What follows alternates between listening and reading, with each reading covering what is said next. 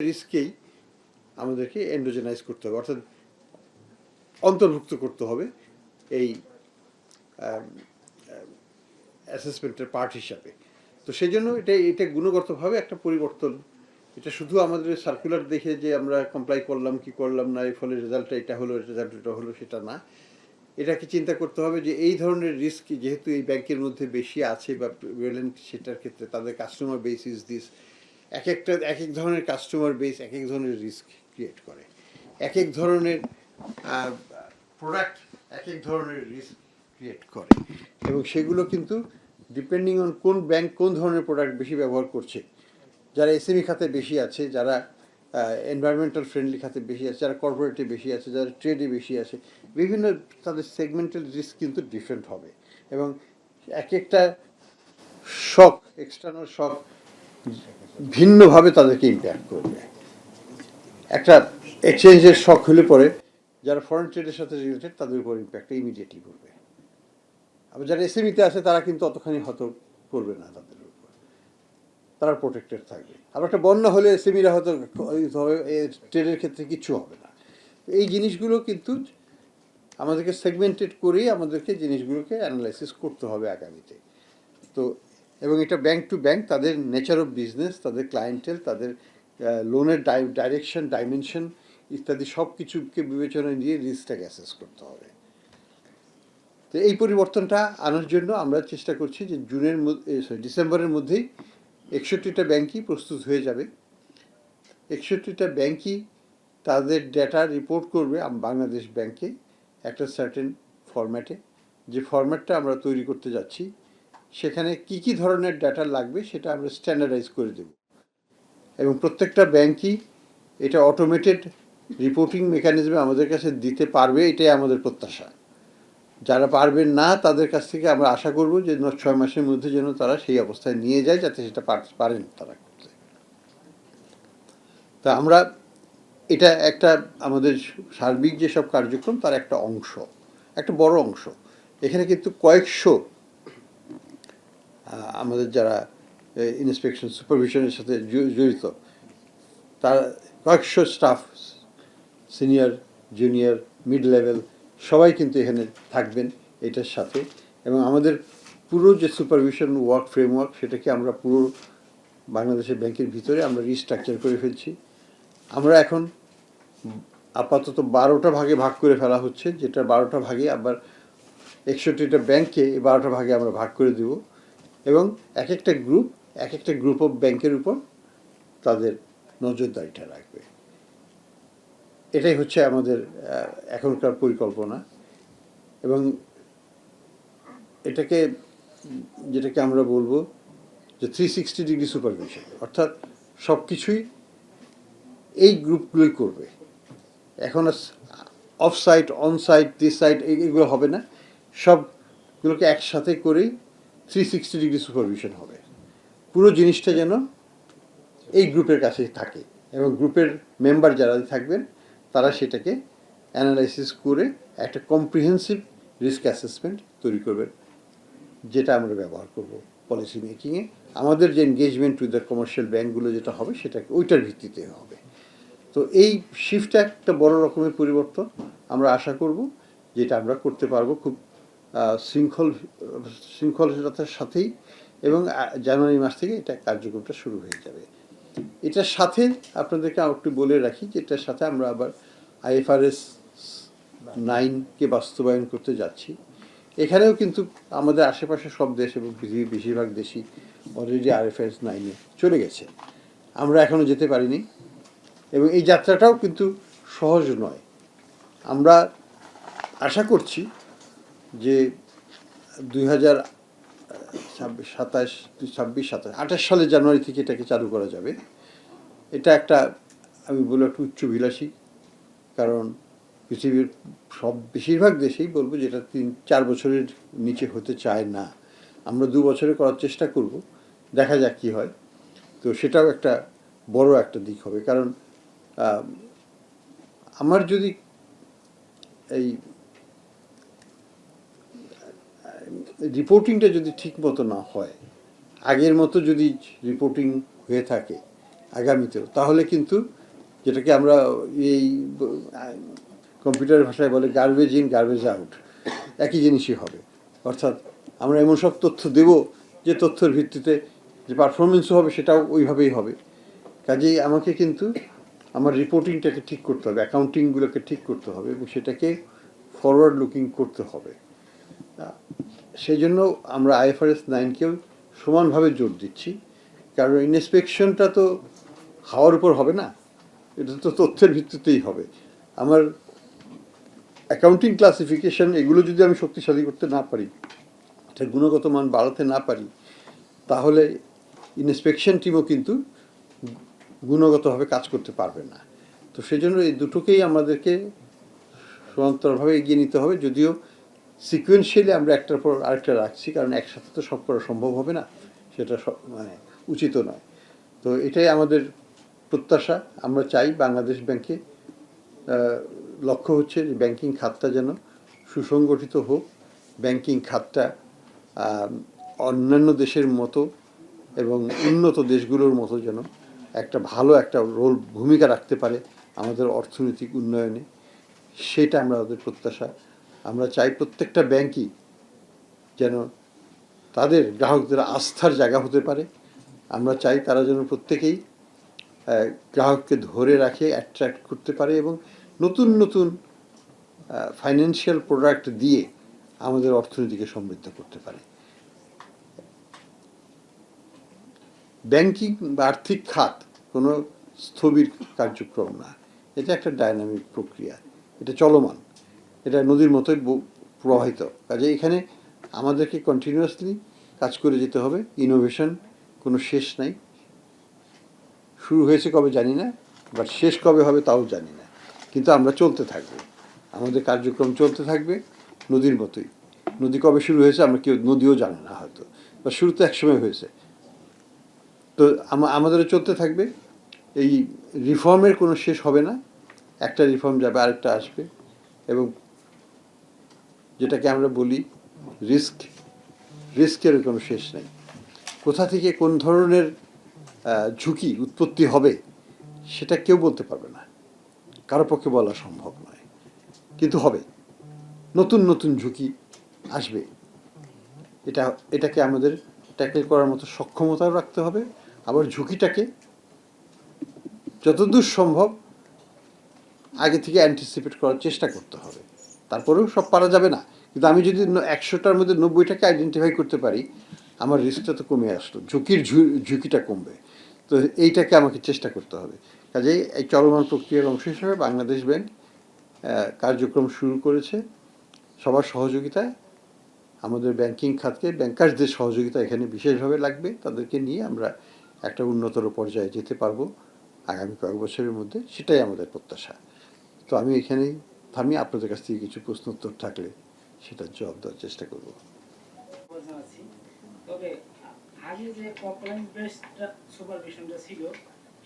এই করছি সেটা হচ্ছে মার্কেট রিস্ক, সেটাই পলিটিক্যাল রিস্কও একটা রিস্ক, অবশ্যই একটা বড় রিস্ক, কোনো সন্দেহ নাই। এই ব্যাপারে আমাদের চিন্তা হচ্ছে যে দুই ধরনের।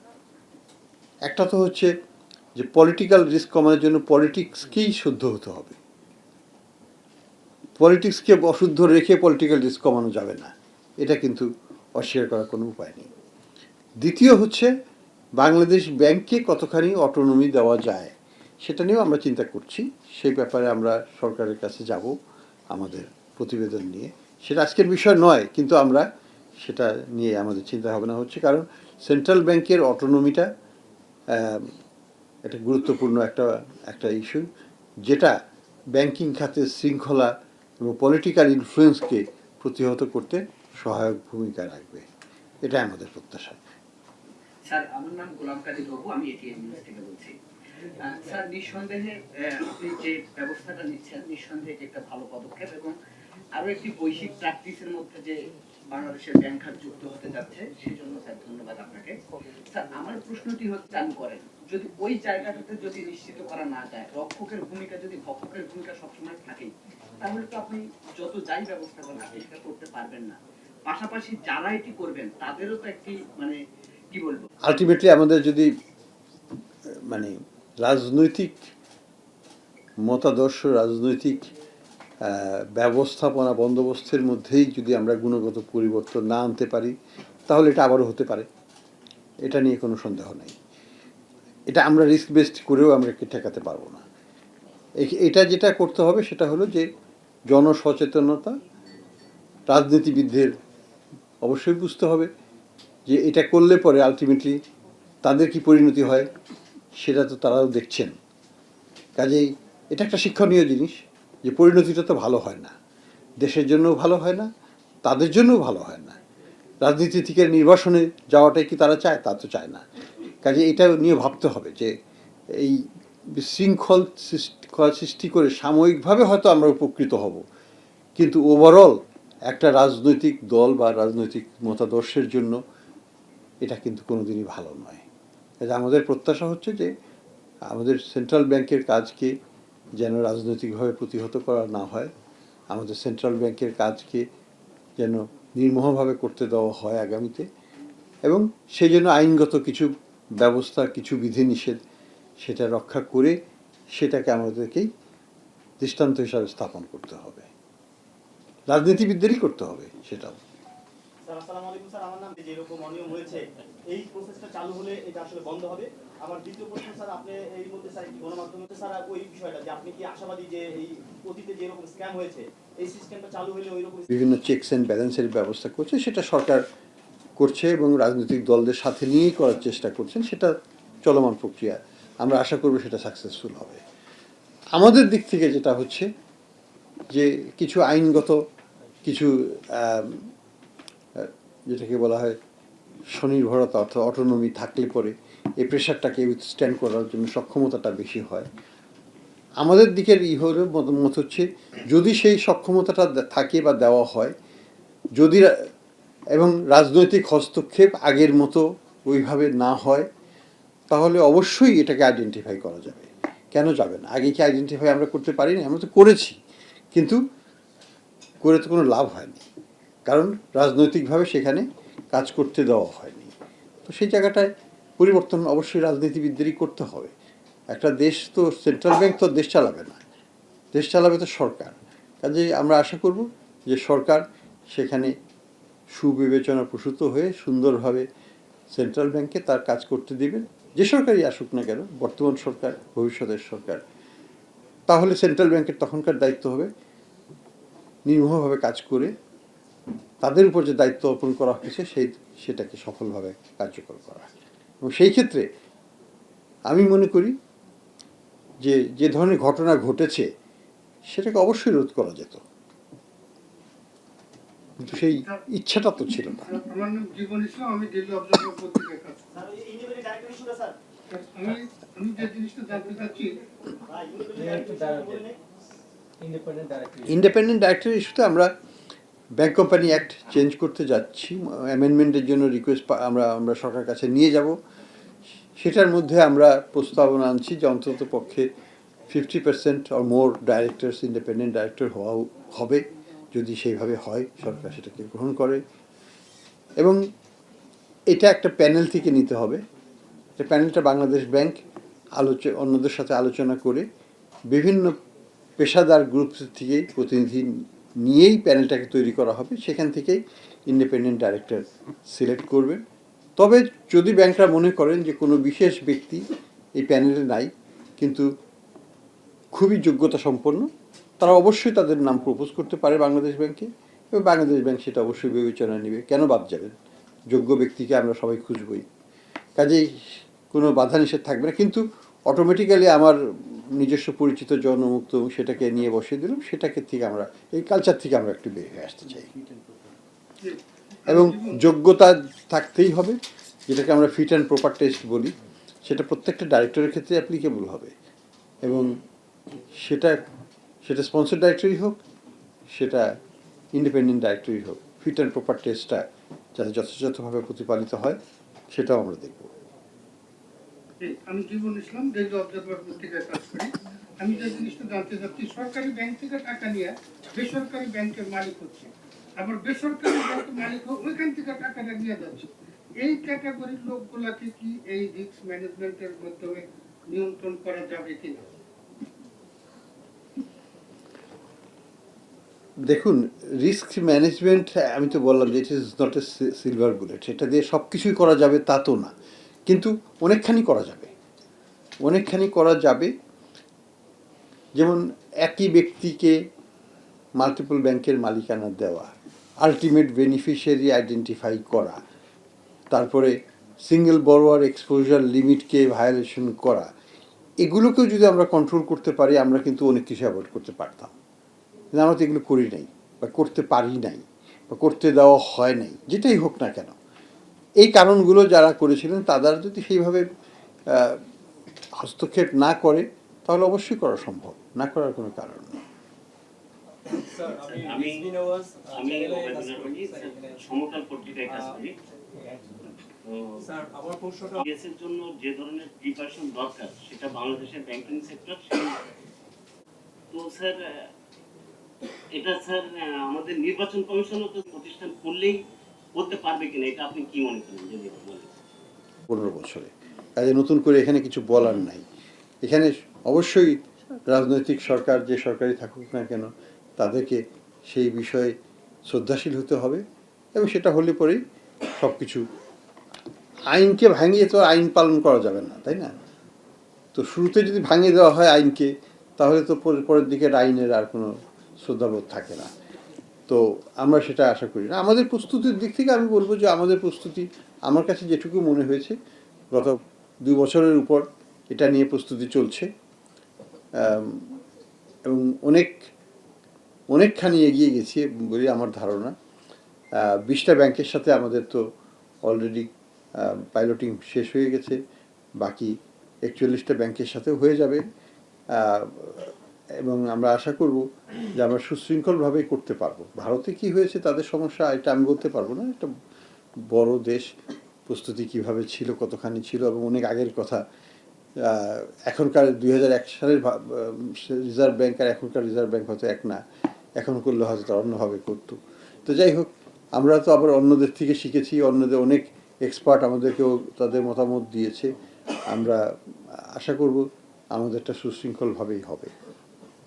স্যার আমি যে প্রশ্নটা করছিলাম স্যার এই রনির প্রশ্নের সাথে একটু মিল, ব্যাংক মার্জার নিয়ে স্যার আমরা দেখলাম যে ওই যে আপনার ব্যাংক মার্জারের যে উদ্যোগ, ইসলামী ব্যাংক আমরা অবজেক্টিভলি দেখব, আমরা ডেটার ভিত্তিতে আমরা দেখব যে ব্যাংকের নিজস্ব পায়ে দাঁড়ানোর সক্ষমতা আছে কি নাই। যদি না থাকে তাহলে তাদেরকে আমরা টেক ওভার করব। আমরা এখানে 6টা ব্যাংকের জন্য আমরা অ্যাসেট কোয়ালিটি রিভিউ করেছি। আমরা 6টা ব্যাংকই সমস্যা ব্যাপকভাবে পেয়েছি, সেটার ভিত্তিতেই আমরা এগিয়ে যাচ্ছি। তারপরেও আমরা এক্সিম ব্যাংক এবং প্রত্যেকটা ব্যাংকের সাথে আলাদাভাবে বসবো, তাদের বক্তব্যটাও শুনবো যে কীভাবে তারা মনে করতে পারে যে তারা দাঁড়িয়ে যাবে। যদি সঙ্গত কারণ দেখাতে পারে আমরা সেটাকে রেসপেক্ট করব, কিন্তু সেটা সঙ্গত কারণ হতে হবে, দৃশ্যমানভাবে দেখাতে হবে যে আমরা দাঁড়াতে পারবো। এখন পর্যন্ত আমাদের কাছে মনে হচ্ছে যে সেটা সম্ভব নয়, তবে আমাদের কোনো আমরা মানসিকভাবে যদি আমাদেরকে বোঝাতে সক্ষম হয় আমরা অবশ্যই আমাদের নিজস্ব মত আমরা পরিবর্তন করব অবস্থার আলোকে। স্যার আইসিএবির যে তারা বলছে বাংলাদেশ ব্যাংকের কারণে ভয়ে আর আদালতের ভয়ে তারা রিয়েল পিকচারটা তুলে ধরতে পারে না। এখানে পরস্পরের প্রতি দৃষ্টাঙ্গুলি না দেখিয়ে আমার মনে হয় নিজের প্রতি যার যার দৃষ্টিটা আঙ্গুল দেখানোই ভালো হতো, যে আমরাও দায়ী, আমরা প্রত্যেকেই হয়তো এটার জন্য আংশিকভাবে দায়ী। তাহলে কালেকটিভ একটা গিল্ট থেকেই হয়তো আমরা আত্মশুদ্ধি করতে পারবো। একজনের প্রতি আরেকজন আঙ্গুল দেখিয়ে লাভ নেই যে ওর দোষ, আমি নির্দোষ, কেউ এখানে নির্দোষ নয়। স্যার আমার নাম শাওন হাসনাত। আমার একটা ছোট্ট প্রশ্ন ছিল, সেটা হচ্ছে স্যার ইনফ্লেশন নিয়ে স্যার আপনার এক্সপেকটেশন অনুযায়ী আমরা সেটা নিয়ে আপনি একটু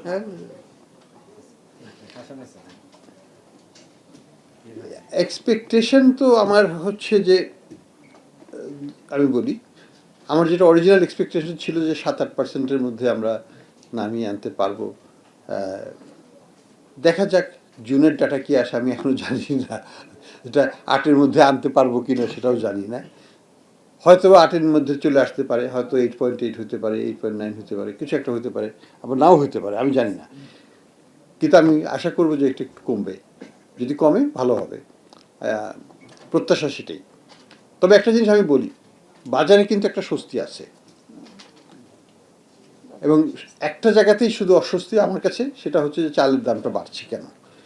এটা কারণটা এখনও আমরা পুরোপুরিভাবে জানি না, কিন্তু এটা অবশ্যই একটা অস্বস্তির জায়গা। কারণ চাল তো আমাদের সিপিআই বাস্কেটে 10%-এর উপর এটার ওয়েট, একটা সিঙ্গেল লার্জেস্ট ইম্পর্টেন্ট কম্পোনেন্ট। তো সেটা সংখ্যাটাকে পরিবর্তন যেটুকু আমরা আশা করবো সেটাকে অবশ্যই ব্যাহত করতে পারে।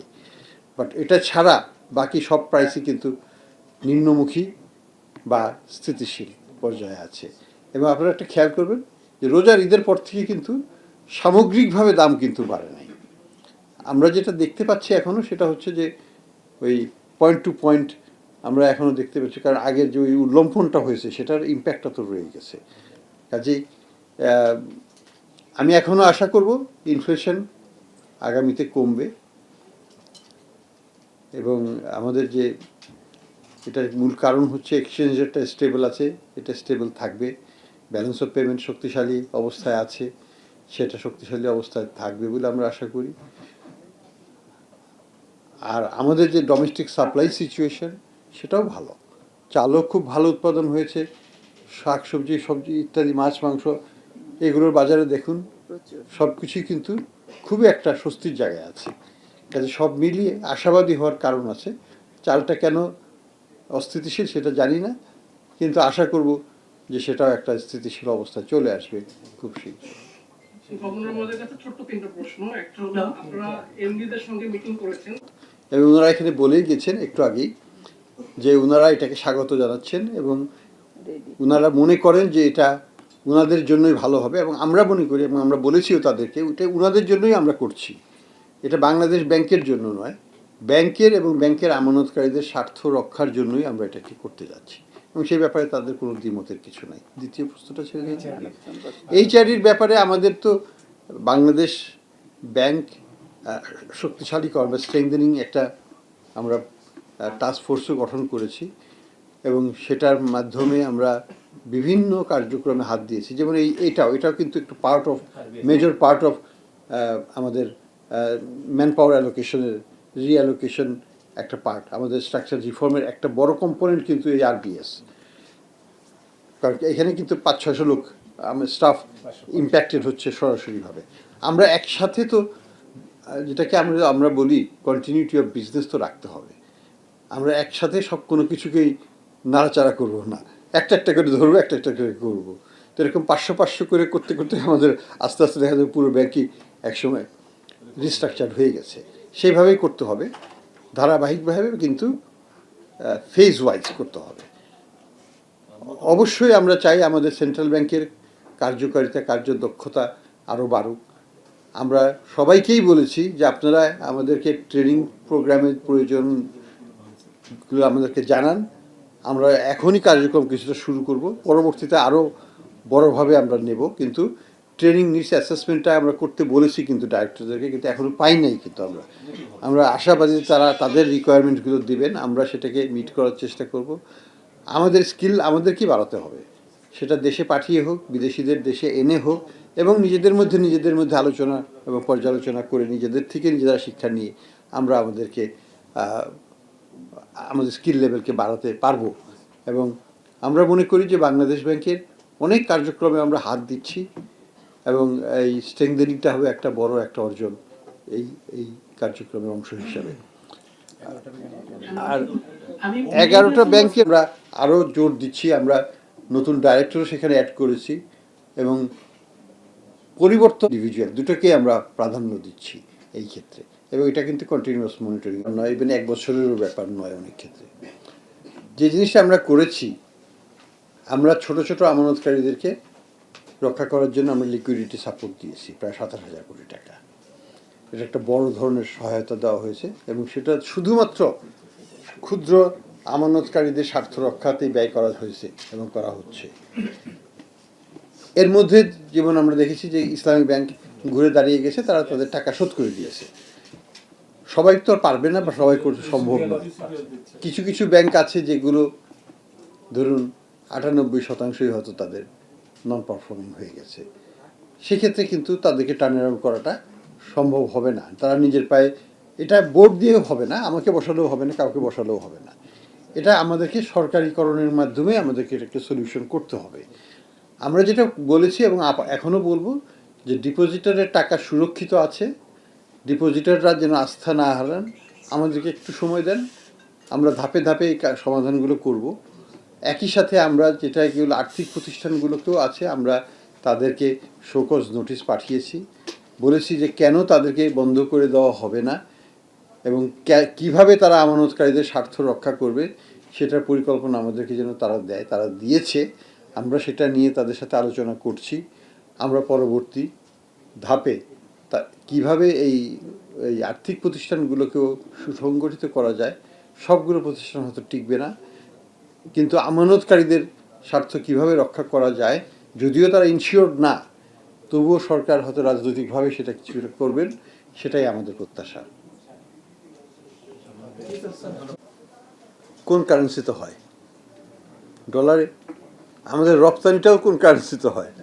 কন্ট্রাক্টগুলো কোন কারেন্সিতে হয়? ডলারে। আমার রিজার্ভের হিসাব গণনাটা কোন কারেন্সিতে হয়? ডলারে। আমরা তো ইউরোতে রিজার্ভের স্টেটমেন্ট দিই না, তাহলে আমি কেন ডলারে রাখবো না সেটা বলেন। আমার জন্য রিস্ক মিনিমাইজেশন স্ট্র্যাটেজি কিন্তু ওই ডলারে থাকাটাই, কারণ সব কিছু তো ডলারেই হচ্ছে এখন পর্যন্ত। হ্যাঁ, তারপরেও হয়তো আমি বলবো যে রিজার্ভের মধ্যে কিছুটা রিটার্নও আনতে হবে। আমরা কিছুটা বিবেচনা নিচ্ছি আগামীতে, যে আমাদের যে ইনভেস্টমেন্ট পলিসি আছে সেটাকে রিভিউ করা, দেখা যে এখানে কোনো গুণগত পরিবর্তন প্রয়োজন আছে কিনা, আমি জানি না প্রয়োজন হবে কিনা, সেটা আমরা করব। এবং হয়তোবা আমরা কিছু আন্তর্জাতিক প্রতিষ্ঠানের সাথেও আমরা কনসালটেশনে যাব যে আমরা নতুন কিছু করতে পারি কিনা। কারণ আমাদের রিজার্ভ আমরা আশা করব যেটা এখন 31 বিলিয়নের উপর আছে, 30-এর উপরে আছে, এটা আস্তে আস্তে 40-এ যাবে, আরও উপরে যাবে। আমাদেরকেও আবার আমাদের রিজার্ভটাকে একটু ভালোভাবে বিনিয়োগও করতে হবে। তো সেই বিনিয়োগটা কিভাবে কোথায় হবে সেটাও আমাদেরকে সিদ্ধান্ত নিতে হবে আগামীতে, কারণ অর্থের তো সদ্ব্যবহার করতেই হবে। কাজে এটা দিসের চলমান প্রক্রিয়া, এটা চলবে। এখানে সফিস্টিকেশনও আনতে হবে। পৃথিবীর অনেক দেশই তাদের রিজার্ভ অনেক বড় বড়, এবং তারা ম্যানেজ করে বিভিন্নভাবে to optimise return on reserve. আমাদেরও চিন্তা করতে হবে সেই ক্ষেত্রে আমরা কতখানি চাই। এবার আমার ধারণা হচ্ছে আমরা 6%-এর উপর হলে আমরা তখন হয়তো কিছুটা ইডিএফে দিয়ে দেবো, এখানে দিয়ে দেবো, যেটা আমাদের রিটার্নটাকে হয়তো বাড়াবে। সেটা আমাদেরকে দেখতে হবে, কিন্তু সেফ হতে হবে অ্যাট দ্য সেম টাইম। এমন কোনো প্রকল্পে দেওয়া যাবে না পায়রা বন্দরের মতো, যেখানে আমরা আসল টাকাটাই হারিয়ে ফেলব, যে রিজার্ভটা আর রিজার্ভে থাকবে না। সেই ধরনের প্রকল্পে আমাদের যাওয়াটা ঠিক হবে না, কারণ সেটা তখন আর রিজার্ভ থাকে না। তো এই সবগুলোকে নিয়েই আমাদের বিবেচনা নিতে হবে। Reserve management itself is a subject, is an evolving subject. এটাকে নিয়ে আমাদের ভাবতে হবে। আরেকটা part of our reform programme. Thank you.